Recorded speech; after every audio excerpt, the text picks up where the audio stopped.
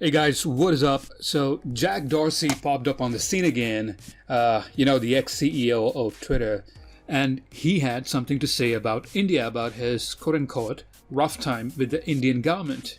To which I kind of scratch my head and say, that is ridiculous. He had something to say along the lines of, India being a democracy, Indian government has said this and this to us. And guys, some people are just jumping on it with what Dorsey had to say.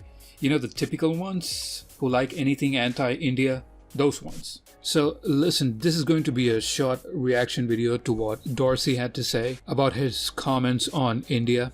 And guys, before I begin, make sure to subscribe and like and also share the video, because I don't know what is with the YouTube algorithm. Our videos don't get recommended enough, and that's a bit of a discouragement, because we want to talk a lot of things India, India related stuff. And when your videos don't get recommended, it's a bit of a setback to us, So do us a favor and share, like, and also subscribe to this channel. Okay, so now I'm going to play this video and see what Dorsey has to say.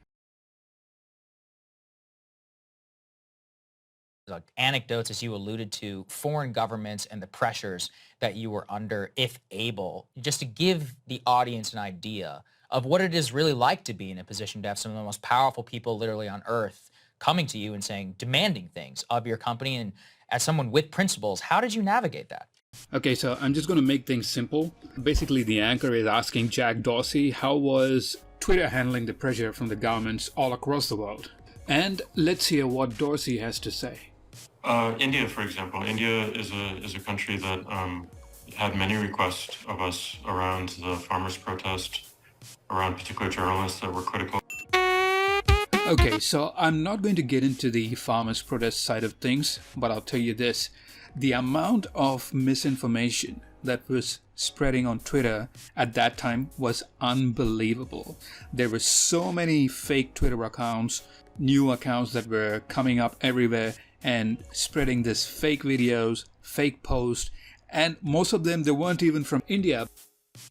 We have a large population in this country where people would believe in anything that shows up on WhatsApp or social media for that matter. And we can't have some outside influence messing up with people's mind in India, with fake posts. So at that time, government had to step in and go like, look, Dorsey, things are getting out of hand. You have to do something about those fake accounts. So for the most part, government was trying to control that misinformation campaign that was going on. And when government takes steps like this, people give it a bad rap, blow things out of proportion, a lot of unfair allegations which are not necessarily true. So there is that. Okay, so let's proceed further in this video.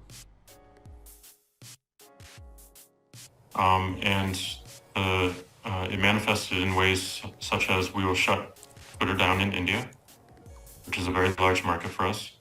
We will raid the homes of your employees, which they did. We will shut down your offices. Seriously, why is he lying through his teeth like that?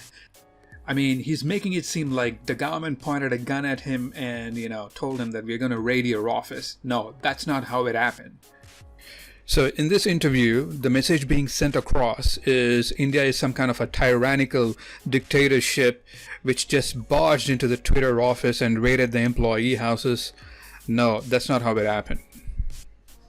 And the other thing is, government back then actually came up with a new IT Act, and all the social media platforms had to comply with that. That included YouTube, Instagram, all social media platforms.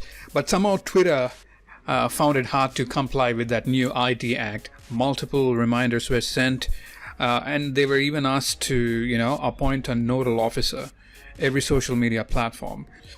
And after sending multiple reminders, nothing was done from the Twitter side. Government then decided to, take some tough actions. If you don't follow suit, and this is India, a democratic country.